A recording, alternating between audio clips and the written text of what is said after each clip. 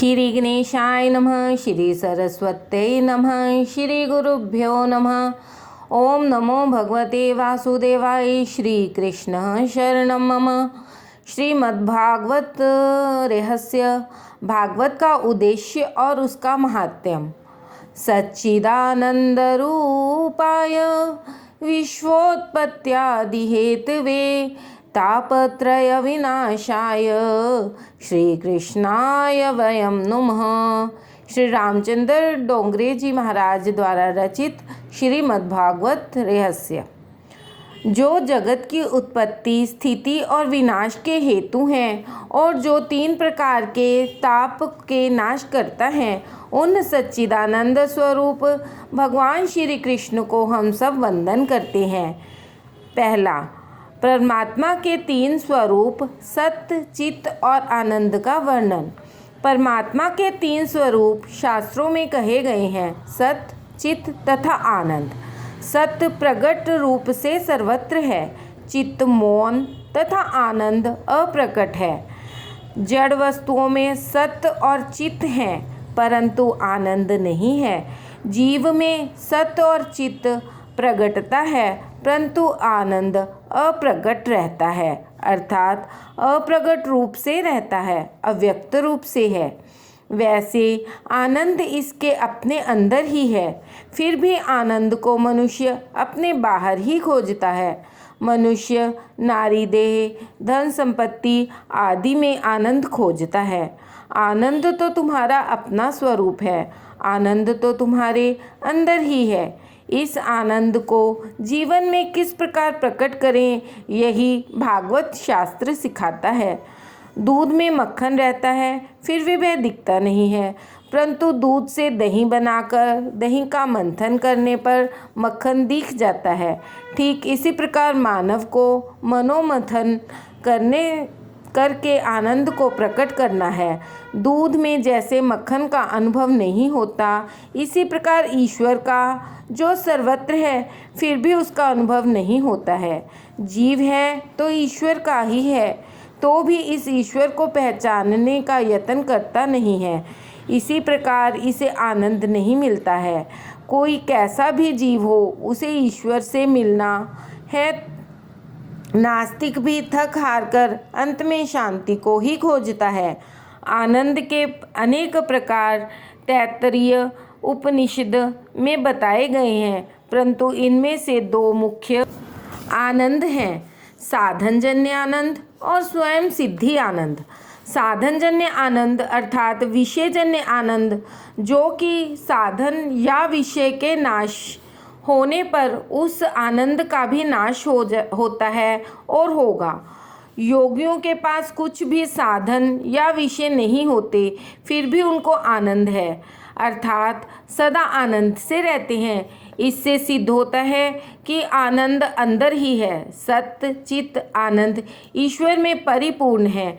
परमात्मा परिपूर्ण सतरूप, परिपूर्ण चित्तरूप और परिपूर्ण आनंद रूप है।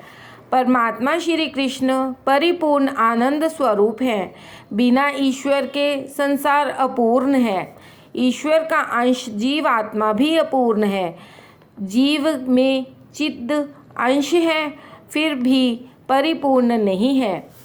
मनुष्य में ज्ञान आता है, परंतु वह ज्ञान स्थायी नहीं होता। श्री कृष्ण परिपूर्ण ज्ञानी हैं। श्री कृष्ण को 16,000 रानियों के साथ बात करते समय भी वही ज्ञान था। जिस समय द्वारिका आदि का नाश हो रहा था, उस समय भी वही ज्ञान था। श्री कृष्ण का आनंद रानियों में या द्वारिका में नहीं था। इसका विनाश हो रहा था, तो भी श्री कृष्ण आनंद का विनाश नहीं होता है, कारण श्री कृष्ण तो स्वयं ही आनंद स्वरूप हैं। सत्य नित्य है, चित्त ज्ञान है, चित्त शक्ति अर्थात ज्ञान शक्ति। मनुष्य अपने स्वरूप में स्थित नहीं है, अतः इसका आनंद नहीं मिलता। मनुष्य जिस प्रकार बाहर विवेक रखता है, वैसा घर में रखता नहीं है। मनुष्य एकांत में स्वस्वरूप में स्थित रहता नहीं, जबकि उत्पत्ति, स्थिति और संहार लीला में श्री ठाकुर जी के स्वरूप में कोई परिवर्तन नहीं रहता। श्री ठाकुर जी संहार को भी अपनी लीला ही मानते हैं। उत्पत्ति, स्थिति और संहार श्री ठाकुर जी की लीला है। परमात्मा तीनों में आनंद मानते हैं और अपने स्वरूप में स्थित रहते हैं।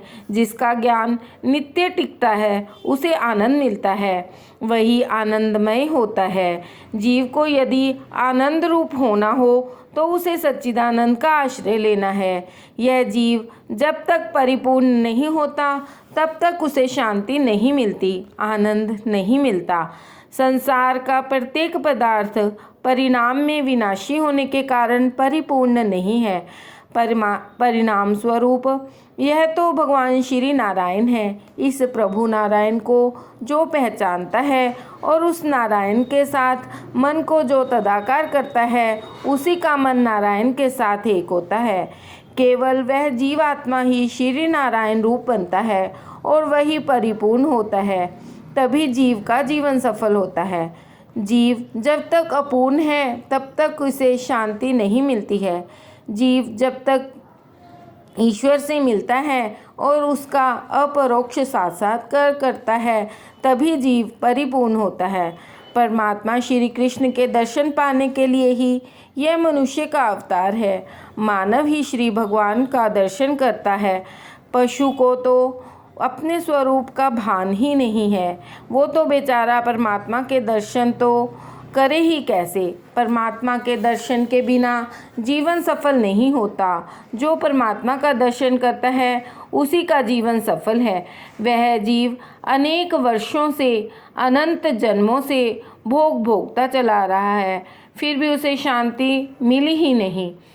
यह शांति तो तब मिले जब जीव को परमात्मा का दर्शन मिले। श्री कृष्ण परमात्मा के दर्शन के बिना जीव को परिपूर्ण शांति नहीं मिलती है। जय जय श्री राधे।